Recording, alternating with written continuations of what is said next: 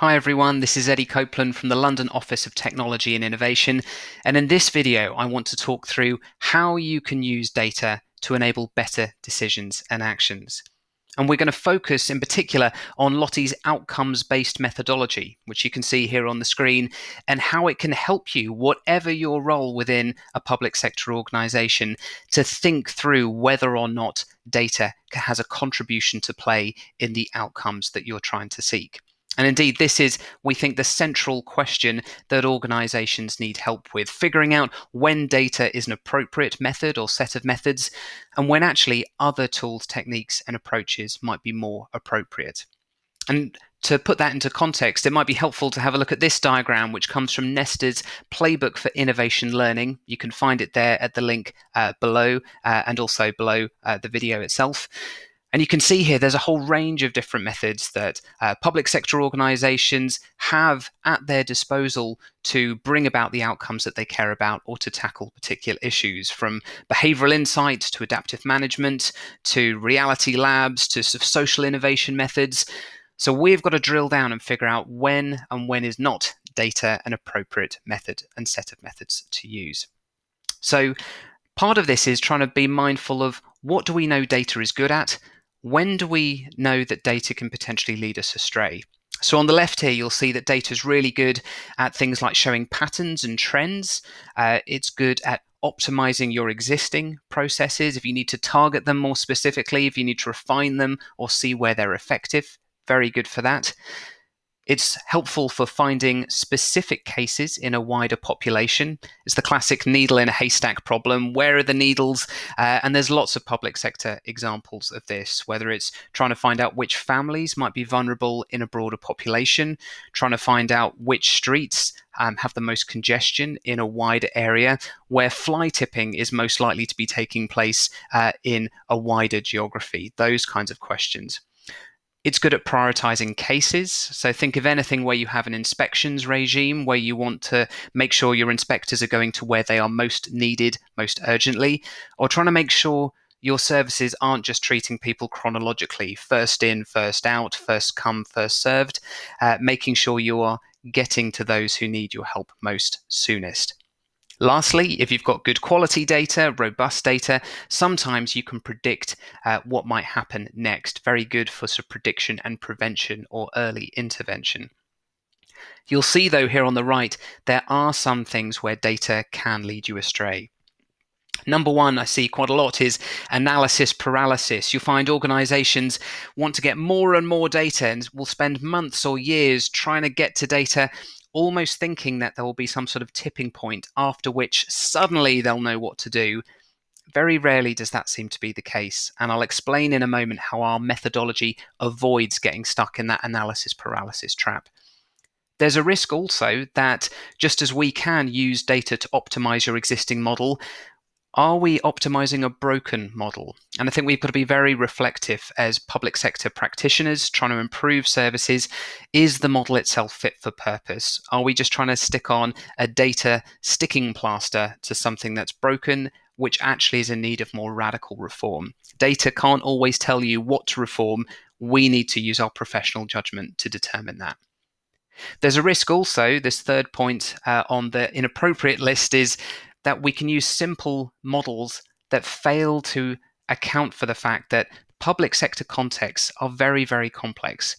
In any given type of data model, it will be based on a set of assumptions, and those assumptions will hold true in relatively simple scenarios. But given that public services are disproportionately targeted at quite complex problems, messy problems, wicked problems, sometimes the reality that we deal with is far beyond what those core assumptions hold. And we've got to be very, very careful we're not inappropriately using an overly simplistic model where it's not going to do the right thing.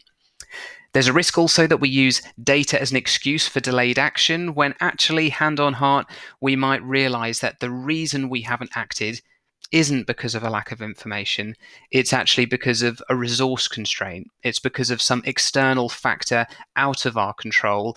And really, doesn't matter how much information we had, it wouldn't actually unlock the solution that we have in mind. Got to be very careful with ourselves there. And again, our methodology can help. And lastly, as I've mentioned, all those different innovation methods, we should not treat data as a cure-all. And at LOTI, I think we are very, very careful with both technology and data that we want to avoid this sense of being data driven. I don't think organizations really want to be data driven. Data shouldn't be driving you to do anything. It should be enabling you to achieve the outcomes that you care about, to achieve the improvements you care about, to tackle the issues you want to do. It's an enabler, not the driver of better performance. It sounds like semantics, but I think it's actually really quite important. So let's get to the methodology. How does LOTI's outcomes-based methodology for data methods, for data projects, help you understand that question where data has a role to play? Here it is, and you'll find this on our website. The link will be shared below and also on our final slide. But let's go through step by step each of these 6 steps, and let me tell you more about why we pose it in this order, in this way.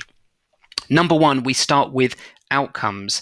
And again, part of this philosophy about not being data driven, not starting with the data or this assumption, let's get all the data together and see what it tells us, really being crystal clear about the change you want to see in the world. And this becomes your focal point, your lens for everything else that follows, and helps you have a much more structured conversation and project. And the question that we pose at LOTI is, which specific people do we want to be better off in which specific ways because we acted?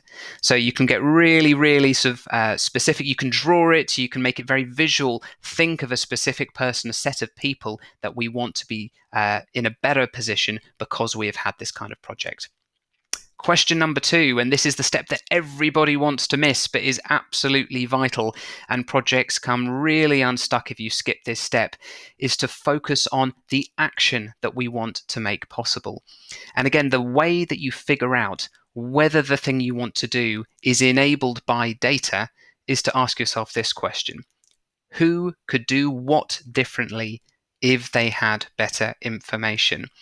If you cannot think of one individual, a group of individuals, whether they're in the public sector or maybe the residents you serve or a partner organization, if you cannot think how anyone would do something very specific differently with better information, it is unlikely that data is the enabling solution for the problem you're trying to solve. If information is not leading to action that leads to the outcome that you want, this is the point at which you can realize whether or not data is actually likely to be helpful for you.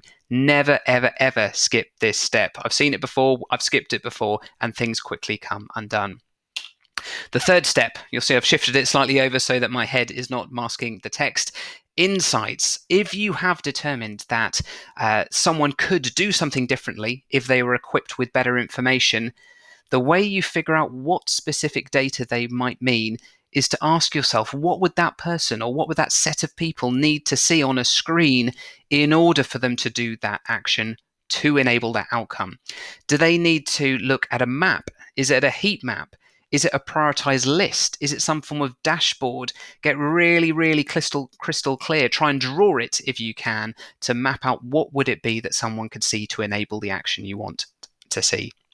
We call that a data product, but just try and draw what that person would see on a screen. Next question. Okay, if you are clear about what you need to see on a screen, finally, and notice this is step 4, not step 1, we can start talking about data. What data would you need to create that insight, to create that data product, to create that view? And once you're clear about that, you can start asking, do we have this data? Is it within our team, within our organization? Can we get it that way? Is it open data? Is it published on an open data portal where we can just grab it? Might the private sector have it, or maybe another public sector or third sector partner? Or, and this is where we spill over into the world of smart cities, do we need new technology out there in the world generating new data in order to fill a data gap? So this is at this point, step 4, that we ask ourselves, what specific data would we need for our data product? Step 5, ethics. Absolutely vital right from the design stage of a data product and project is to ask, can we access and use data legally and ethically? You'll have information governance professionals who will absolutely help you with the legality, which bit of legislation enables you to do a certain thing with a certain set of data. But we also have to go above and beyond and make sure that we are using data in a way that is worthy of citizens' trust. This classic, just because you can, should you do it? There's lots of different methodologies, lots of different toolkits that can help you with that. LOTI publishes details of this, but one example would be something like the Open Data Institute's Data Ethics Canvas, which you can find on their website and which helps you with the right set of questions to know whether or not your use of data is ethical. Lastly, critical point, I mentioned all those different innovation methods that are out there. We've got to be mindful that data alone is very rarely enough to be a solution just by itself. What other process changes with the people you work with, the ways of working, the culture, the mindset, also need to be in place in order for the data to do its thing. And so thinking about data, thinking about those other enablers and how both enable you to achieve the outcome you're after is really, really important. So that was our data methodology. We're ready and available to help any London borough that wants to get to grips with how they apply this in practice. It's the methodology we use on our own data projects. And for more information, check out our link on our resources page for our data methodology, where you can find more details. Thanks for listening.